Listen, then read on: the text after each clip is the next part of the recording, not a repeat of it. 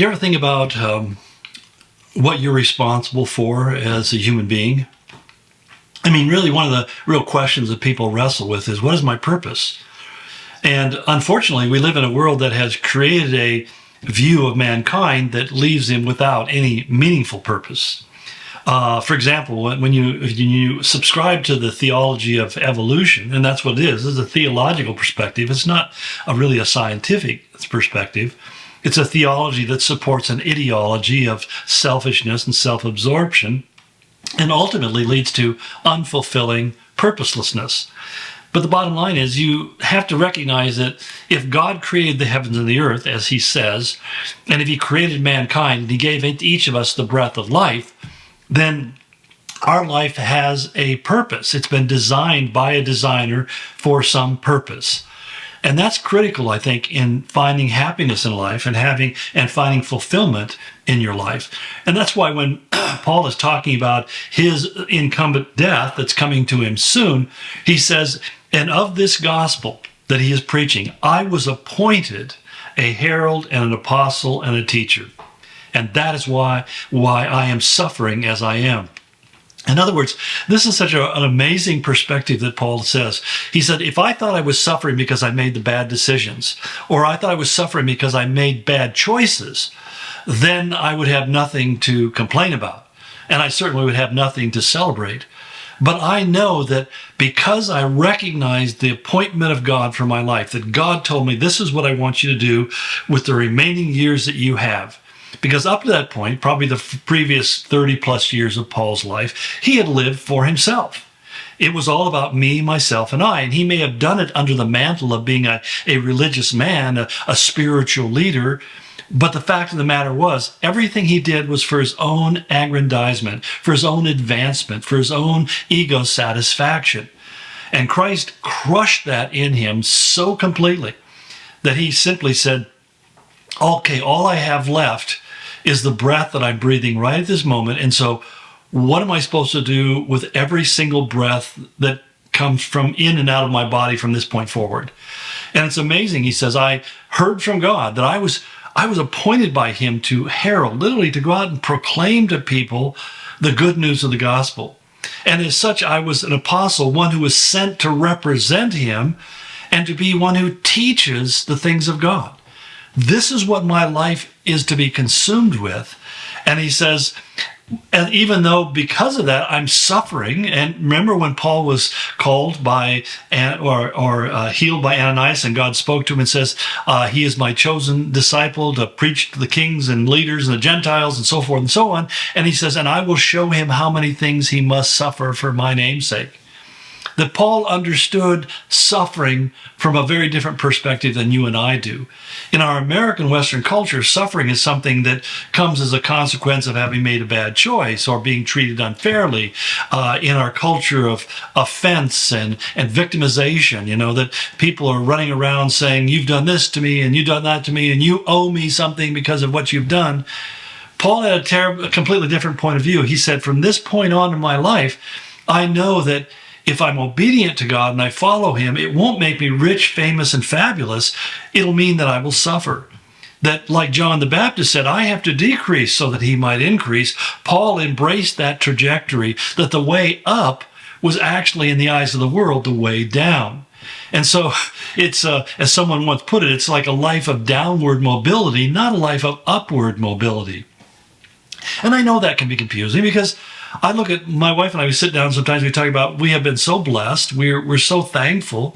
I mean, we have a home, we have food, we have transportation, we have clothing, we have loved ones. I mean, there are things that we have that we don't deserve. We got this amazing congregation, this church. It's so good to us. We don't deserve any of this. And we sit back many times and we'll just sit and say, we are so fortunate to be blessed in these ways. And we're so thankful for it. And yet at the same time, when difficult things happen, the first question I ask is, Lord, did I do something to deserve this? Was this my fault? Did I create this dynamic? And sometimes God says, yeah, you did. You need to repent. And then other times God simply says, no, this was me. This was me. It's kind of like Joseph in Egypt when his brothers betrayed him. And he said, he said to them years later, I know that what you did was evil. You meant it for evil. I'm not foolish. I know that you had no good ideas, that there were ill feelings towards me and you wanted me to die. I understand that. But I've also grown past that, where I'm not looking at your actions anymore. I'm looking at the actions of God. And that's why there's a concept in psychology called the significant other. The significant other is anybody or thing that you focus upon, because whatever that is, that becomes the thing that influences your decisions and your thoughts and your feelings. And so if you focus on those who have harmed you, then you're going to be a bitter, angry, resentful person. You're going to be guarded, and you're going to be distant, and you're going to be self-protective.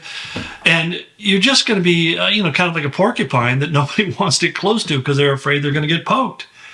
On the other hand, if you recognize that God allowed this bad thing to happen so that he could do an even greater thing, a good thing in your life, then you stop worrying about the manure in the room and start looking for the pony.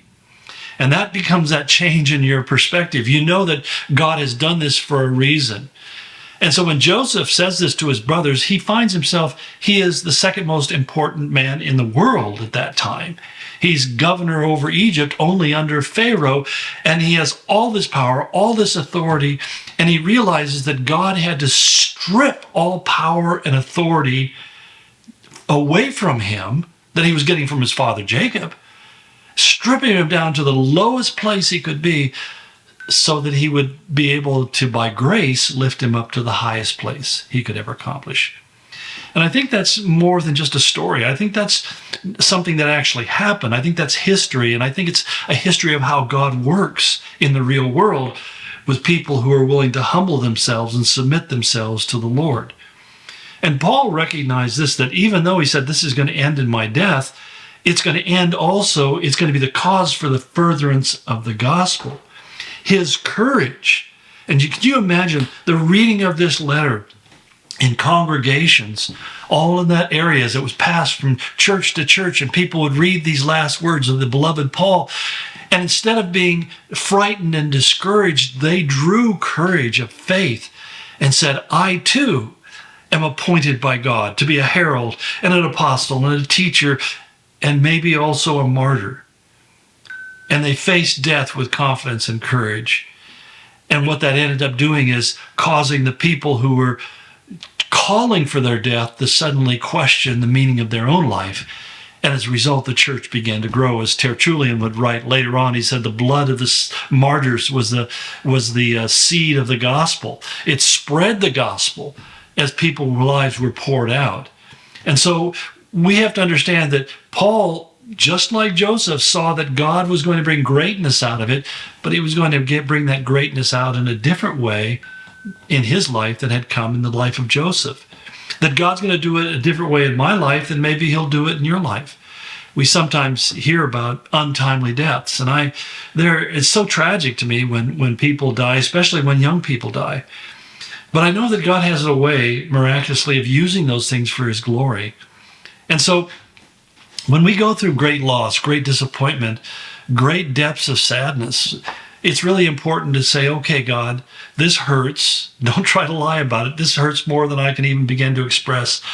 But I know that you have a way of working everything out for good. And ultimately, it may not look good in the eyes of the world, or the world won't measure it and saying, oh, well, this was good for you. The world may look at it and say, boy, that's too bad. Sorry that happened. But God says, no, it's going to work for the good, for your glory. I remember listening to Johnny Tata Erickson one time, where, if you know Johnny, she broke her neck at 17 years of age in a swimming accident, and has lived the rest of her life as a quadriplegic. And yet I remember her sharing at a Billy Graham crusade one time years ago. She said, if I could get out of this chair and walk, it would be the most wonderful thing, and I would welcome it with all my heart. But because I'm in this chair and I can't walk, I have the opportunity to sit here in front of all of you and tell you about Jesus Christ. And so that's the whole point, is that she had come to connect her disability into God's enabling to do something far and beyond anything that you and I would able to accomplish. So here, this woman who would be written off as disabled is having a huge impact even to this day around the world, simply because she was willing to follow Christ out of quadriplegia into the glory of God. Well, we'll wrap this up tomorrow. God bless you and go in his grace.